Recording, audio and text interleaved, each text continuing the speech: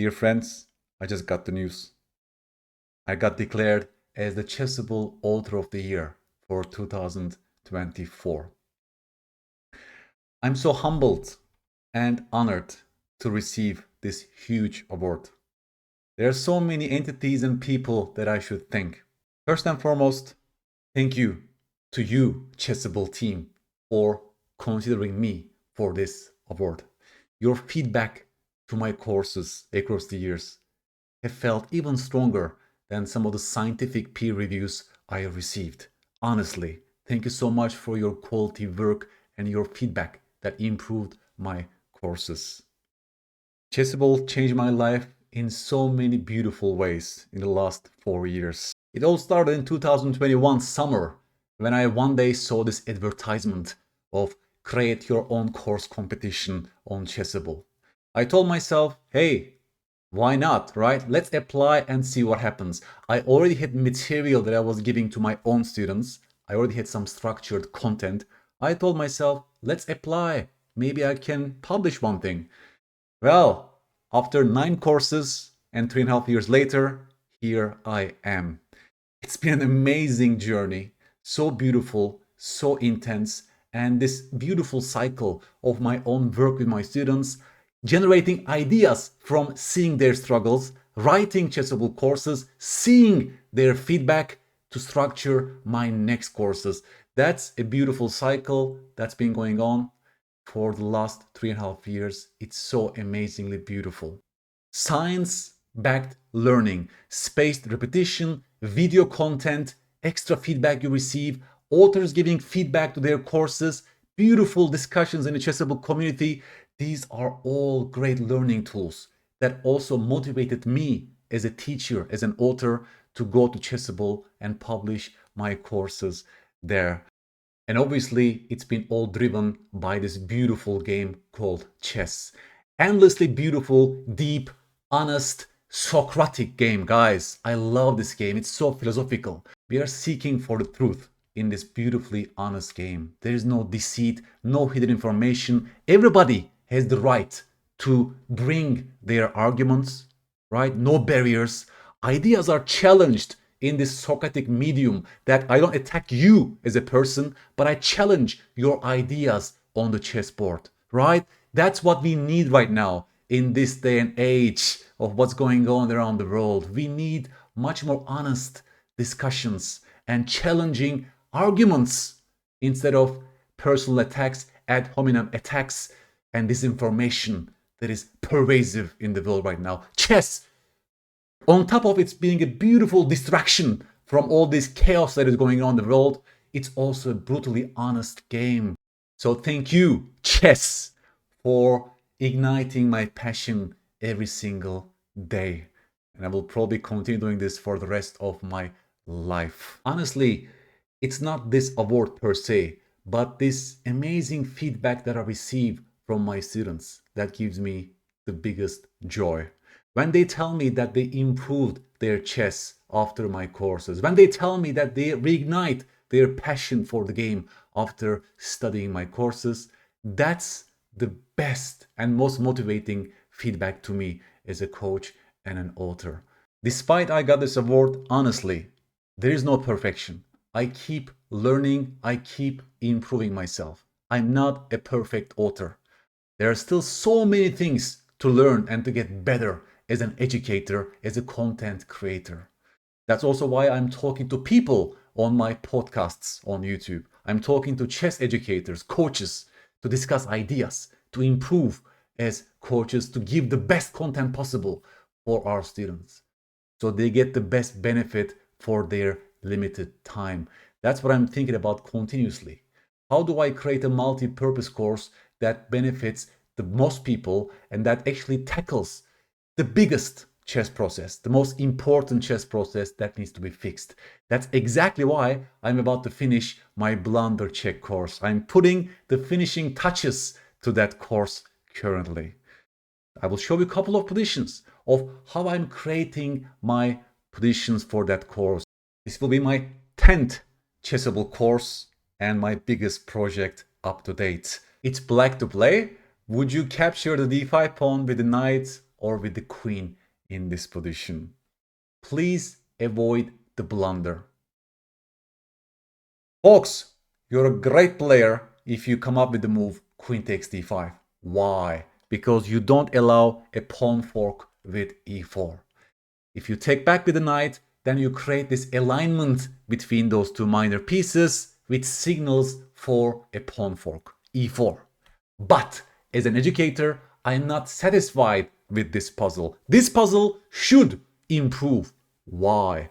Because some strong players might still see this position and they might tell themselves, hey, I have this beautiful move knight f4. I want to sacrifice my piece to catch your king that is stuck in the center of the board, right? And the line goes like this: e takes f5, bishop b4, amazing resource, followed by rook e8, and the bishop is pinned. Black will get the piece back. It's a mess. This position is messy, and I don't want that, right? So as a chess educator, I want to clean this puzzle so people don't get frustrated when they analyze lines like this. They might totally get frustrated because yes, they see a fork, yes, they see the blunder, but they want to go a few moves deeper and maybe defeat those instant impulses, right? So as a chess educator, I improve these puzzles, and this takes real time. Now I will show you the clean version of the same exercise. Do you take back this pawn with the knight in this position or with the queen? What has changed? The king is much more safer right now, the white king, right? So the same idea of knight takes d5 and going for this sacrifice doesn't really work for black, because white just wins the bishop for nothing in this position. You see how clarified the situation.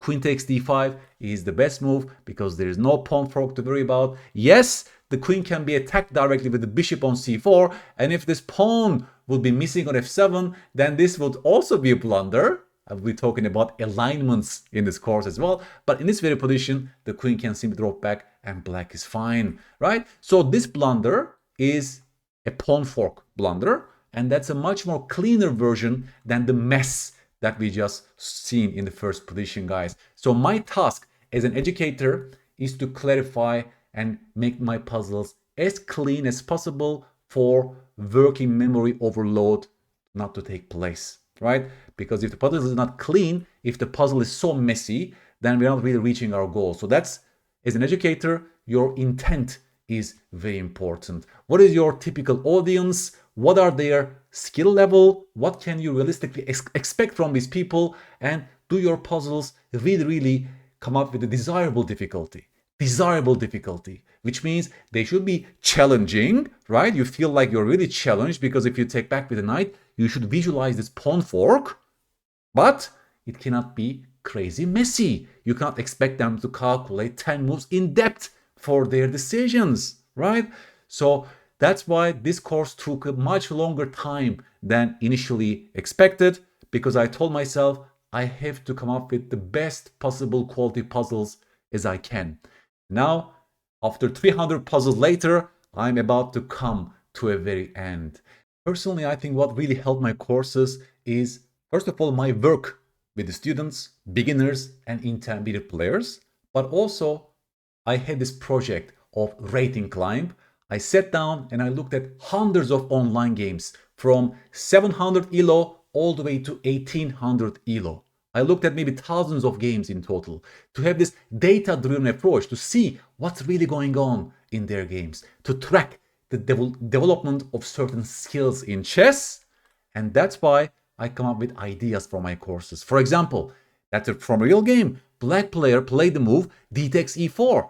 Can you see anything wrong with this move, folks? That's my first question to you. Why is this move a blunder, do you think? And yes, the bishop and the queen is looking at this pawn on e6. So by taking this guy, you expose an attack by the queen on that loose pawn, and you drop the pawn with check. The queen is lost as well. That's a blunder that I observed in a beginner game. But if this position goes to my course on the blunder check, this is not clean, because I can't expect you to, let's say, refuse the move d takes e4, because what's the alternative? You don't have a clear alternative to make in this position, right? Because you'll be presented as a puzzle. And maybe I can tell you, do you think d takes e4 is good? In this position, this is not a good move, but I don't give you an alternative, right? You have so many things to choose from in this position for black. So this increases complexity. This means extraneous cognitive load, which doesn't contribute to the learning. So I will show you a little bit cleaner version of this same exercise, right? I modified it. That's my trial number one. Modification number one. The question can be, is d4 a good move for black? It looks like a beautiful pawn fork, right? I'll be forking your pieces. Yay, I'm winning. But just before you play your move that looks winning, you have to triple check everything and then see how things are changing. You should be vigilant about this loose pawn on e6, which is hit once by the bishop and guarded only once by the queen, right? So you refuse the move d4. But even this puzzle is not clean, because if you don't go for d4, what is the alternative? Apparently, black's best move here is queen d6. But I can't realistically expect you to find this move in the blunder-check puzzle. I'm not testing for this strategic multi-purpose move queen d6. That's not contributing to what this course is testing, right? So I spend maybe one more day to modify this position to create the best possible puzzle. White takes on e4 with the rook. You have two choices. Do you take the rook with the knight or with the pawn? Now you see my point, guys, right? Now you see how I clarify the situation by giving you two interesting choices. Of course, knight takes e4 is the best because you're winning the exchange and you get a better position. Let's say after b6, you stop that knight from moving and you're completely winning. In this position, you're a great player if you avoided the blunder d takes e4, because this exposes an attack on the queen on the pawn and you lose the queen after bishop takes e6 check. You're seeing my point, folks, right? So this process takes real effort and time, but since my goal as an educator is to give you the best possible learning experience, this has to be done. This has to be done. I see this work as not a waste of time. In fact, this will really improve the course's quality. I'm doing my best as an author every single day to think about my courses and ask myself, am I doing a good job here? And how else can I improve for my students to get the best thing possible from this course? I know you don't have much time in your disposal. You're busy adults, most of you. So when you study a course, it has to be a multifunctional one that gives you the best. That's what I spent maybe one full year for this blunder-check course. It's coming hopefully in 2 months' time. I am very excited about this. Once again, thank you so much, Chessable, for awarding me this title, which I will carry for the rest of my life in a very proud way. Thank you as well, my dear students, for trusting me during the last 4 years, for telling each other about my courses and really making this possible in the end. Without your support, without your help, without your appreciation, this would not have been possible. Receiving this award is even more valuable if you think about how many valuable chess authors are writing on Chessable. Let's never quit studying, learning, and appreciating this beautiful game. Thank you so much again from the bottom of my heart. Bye-bye.